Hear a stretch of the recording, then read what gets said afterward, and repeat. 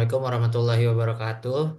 Waalaikumsalam warahmatullahi Eh, wabarakatuh. Kami dari kelompok 6 ini mempresentasikan tentang strategi dan kebijakan bisnis. Perkenalkan, nama saya Muhammad Rafif Musyafa. Saya Muhammad Dafa Andika. Saya Meswara Maulana. Saya Hamam Damara. Saya Muhammad Dafinda. Oke, yang pertama ada latar belakang. Kuliner, eh, kuliner merupakan salah satu sektor usaha mikro kecil dan menengah yang mampu menyumbang pendapatan domestik bruto dengan tren yang meningkat dari tahun 2016 hingga tahun 2018 dengan nilai 5,06 hingga 5,61 sesuai dengan data dari Badan Ekonomi Kreatif RI 2020. Warung Tegal atau Warteg sebagai UMKM di bidang kuliner yang umum dan populer ditemukan di Bandung. Perkembangan dan banyaknya kompetitor yang ada di Bandung menimbulkan adanya persaingan harga, kualitas, dan pelayanan yang ditawarkan. Warteg Melani merupakan salah satu UMKM yang ada di Bandung dan mengalami persaingan yang ketat di tengah banyaknya warteg yang terdapat di Bandung. Salah satu upaya untuk meningkatkan kualitas dan pendapatan Warteg Melani adalah dengan melakukan analisis SWOT. Yang kedua ada rumusan masalah. Berdasarkan latar belakang tersebut, rumusan masalah dalam penelitian ini adalah faktor eksternal apa saja yang mempengaruhi kinerja Warteg Melani dan apa saja kekuatan dan kelemahan internal Warteg Melani. Selanjutnya itu landasan teori. Analisis SWOT. Analisis SWOT itu merupakan alat yang digunakan untuk mengevaluasi faktor-faktor internal eksternal yang mempengaruhi kinerja suatu organisasi atau bisnis. Yang pertama, striksnya itu pada bagian ini analisis SWOT mengidentifikasi faktor internal yang menjadi keunggulan warteg dibandingkan dengan pesaingnya. Yang kedua itu weakness. Di sisi lain, analisis SWOT juga mengidentifikasi kelemahan atau faktor internal yang menjadi hambatan bagi pengembangan usaha warteg. Next. Yang ketiga itu opportunities. Analisis SWOT juga mendorong usaha untuk melihat peluang yang ada di lingkungan eksternal. Bagi warteg, peluang dapat ditemukan dalam tren pasar yang berubah. Yaitu empat trends. Terakhir, analisis SWOT mengidentifikasi ancaman yang berasal dari faktor eksternal yang dapat mengganggu kelangsungan usaha. Terakhir, analisis SWOT mengidentifikasi ancaman yang berasal dari faktor eksternal yang dapat mengganggu kelangsungan usaha. Bagi warteg, ancaman terbesar mungkin datang dari pesaing yang semakin banyak bermunculan itu warteg yang lain. Berdasarkan ini, kedai makanan maupun usaha kuliner online yang menyediakan layanan pesan antar. Selain itu, perubahan kebiasaan konsumen seperti beralihnya preferensi ke makanan yang lebih sehat atau tren diet tertentu juga bisa menjadi ancaman bagi warteg yang menu utamanya lebih fokus pada makanan tradisional. Selanjutnya itu strategi bisnis. Yang pertama yaitu strategi bisnis merupakan rencana penyeluruh yang menetapkan bagaimana sebuah organisasi mencapai tujuan dan mempertahankan keunggulan kompetitif dalam lingkungan pasar yang dinamis. Yang kedua yaitu selain itu strategi bisnis juga melibatkan adaptasi terhadap tren pasar dan faktor eksternal untuk memastikan keberlanjutan usaha. Next. Selanjutnya yaitu teori matriks. Teoremetrik merujuk pada kerangka analisis yang terstruktur untuk mengambil keputusan dan perubahan strategi. Salah satu alat yang umum digunakan adalah metrik SWOT. Next,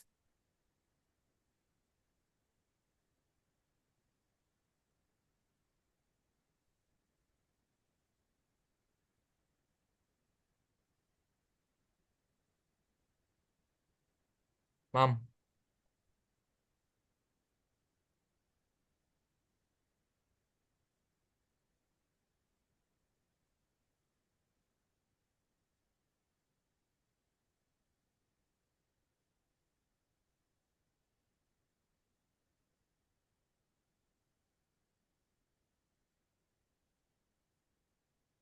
Ini pos saya gimana? Hasil root cause analysis mengidentifikasi bahwa penurunan pelanggan dan kinerja Warteg Melani disebabkan oleh pemasaran yang kurang efektif, keterbatasan inovasi, dan kendala manajemen operasional. Faktor utama meliputi satu, pemasaran tradisional, tidak memanfaatkan teknologi di digital sehingga sulit bersaing dengan usaha modern.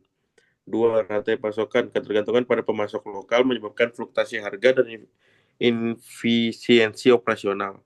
Tiga, sumber daya manusia, sistem kerja tidak terorganisir, dan kurangnya pelatihan menurunkan produktivitas. Solusi mencakup perbaikan pemasaran digital, pengelolaan rantai pasokan, dan peningkatan kapasitas SDM. Next.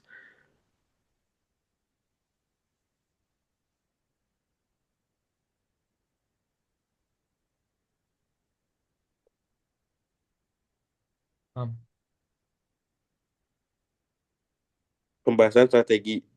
Strategi pengembangan bisnis warteg Melani difokuskan pada satu, pemasaran digital, memanfaatkan platform seperti Instagram, Facebook, GrabFood, dan GoFood untuk meningkatkan visibilitas dengan konten kreatif, promo, dan testimoni. Dua, manajemen rantai pasokan.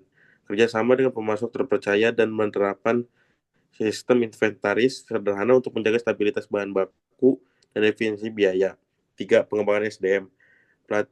Pelatihan berkala, pemberian intensif, dan peningkatan layanan untuk peningkatan produktivitas dan kepuasan pelanggan. Empat, inovasi produk. Menambah variasi menu, seperti menu sehat dan paket hemat, serta strategi bundling untuk menarik pelanggan baru. Strategi ini didukung dengan analisis penggunaan matriks SWOT dan BCG untuk mengoptimalkan keputusan berbasis data. Implementasi yang tepat akan meningkatkan daya saing dan keberlanjutan usaha.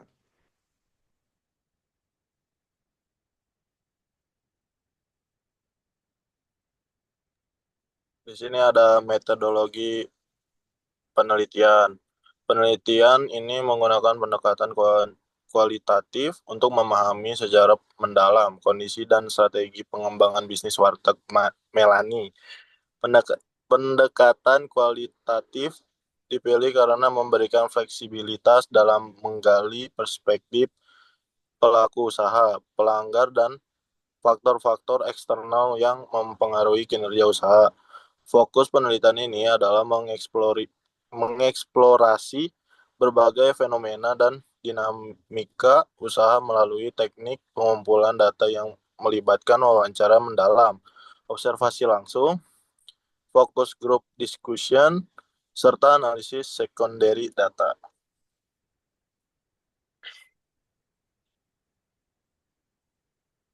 Selanjutnya di sini ada analisis eksternal.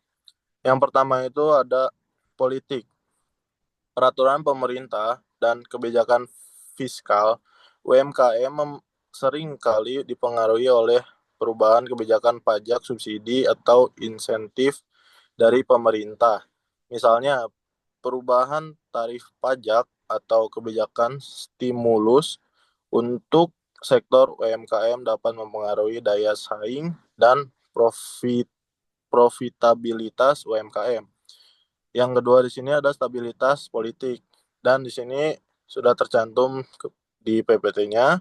Lalu permasalahan UMKM-nya, ketidakpastian kebijakan dalam menyulitkan UMKM dalam merencanakan pertumbuhan jangka panjang, contoh perubahan mendadak dalam kebijakan pajak atau pembatasan sosial dapat mempengaruhi arus kas UMKM. Next.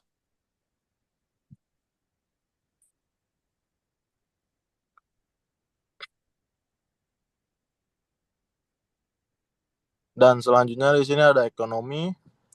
Yang pertama itu ada inflasi dan nilai tukar mata uang. Ya, di sini sudah tertera penjelasannya. Lalu permasalahannya UMKM, kenaikan biaya produksi dan ketergantungan pada bahan baku impor dapat mempersempit margin keuntungan, terutama jika UMKM tidak memiliki daya beli yang kuat. Yang kedua itu ada sosial. Yang kesatunya itu perubahan demografis. Di sini sudah tertera penjelasannya. Lalu permasalahan UMKM-nya, UMKM yang tidak cepat beradaptasi dengan perubahan preferensi konsumen atau tidak memahami demografi pasar, mereka beresiko kehilangan daya saing. Next.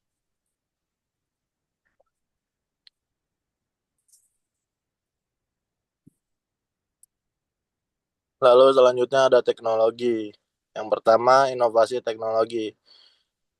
Ya, di sini sudah tercantum penjelasannya dan permasalahan UMKM-nya, terbatasnya akses dan pemahaman tentang teknologi menyebabkan banyak UMKM tertinggal dalam digitalisasi yang menghambat ekspansi pasar dan peningkatan efisiensi.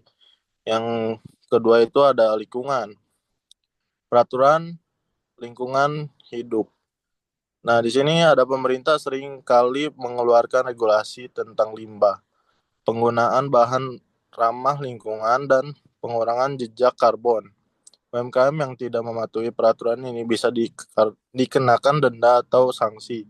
Permasalahannya yaitu UMKM yang tidak memperhatampak lingkungan atau tidak dapat mengikuti tren keberlanjutan dapat kehilangan pelanggan yang lebih sadar lingkungan. Next.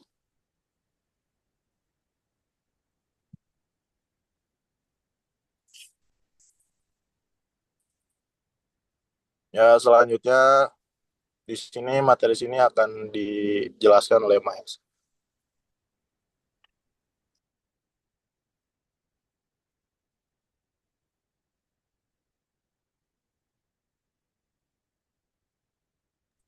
Mahes.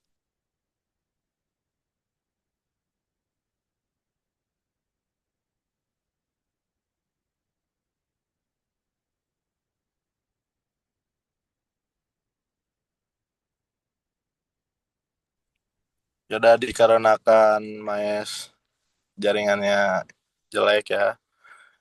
Dilanjut lagi. Yang pertama itu sumber daya manusia atau SDM. Di sini ada seperti kualitas dan keterampilan karyawan. Yang kedua itu ada motivasi dan kepuasan karyawan.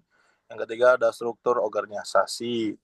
Yang kedua keuangan dan sumber daya eksternal. Yang pertama itu ada kesehatan keuangan, dan yang kedua itu ada sumber daya eksternal. Next.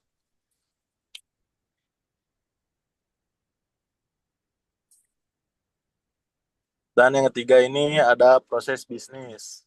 Yang pertama itu efisiensi proses, yang kedua itu inovasi dalam proses, yang keempat kekuatan dan kelemahan perusahaan. Yang pertama kekuatan strength, yang kedua kelemahan atau bisa disebut weakness.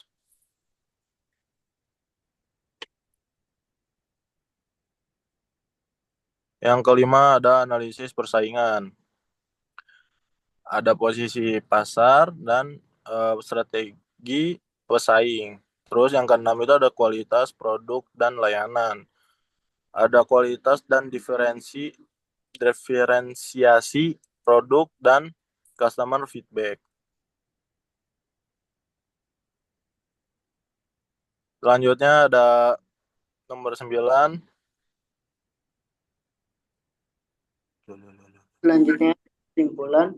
Berdasarkan hasil analisis internal dan eksternal Warteg Melani, dapat disimpulkan bahwa tantangan utama yang dihadapi adalah meningkatnya persaingan pasar, keterbatasan dalam pemasaran digital, dan efisiensi rantai pasok. Persaingan yang semakin ketat dari bisnis kuliner modern dan perubahan tren konsumen yang mengutamakan kemudahan serta variasi menu menuntut Warteg Melani untuk segera beradaptasi. Di sisi internal, keterbatasan dalam manajemen pemasaran, sistem keuangan yang belum optimal, serta keterlambatan pasok dalam bahan baku menjadi faktor penghambat kinerja usaha. Untuk mengatasi permasalahan tersebut, strategi yang diusahakan mencakupi penguatan pemasaran digital, optimalisasi rantai pasokan, serta meningkatkan kapasitas sumber daya manusia. Secara keseluruhan, implementasi strategi yang tepat dan struktur dan membantu Warteg Melani meningkatkan daya saing, efisiensi operasional, dan kepuasan pelanggan.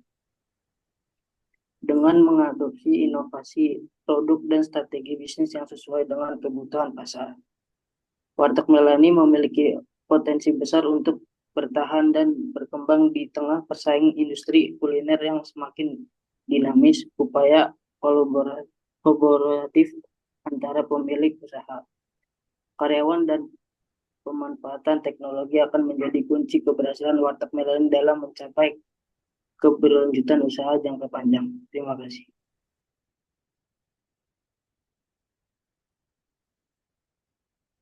Ya, mungkin sekian presentasi dari kelompok kami. Kurang lebihnya mohon maaf. Assalamualaikum warahmatullahi Warahmatullahi wabarakatuh. wabarakatuh. Satu, dadah guys.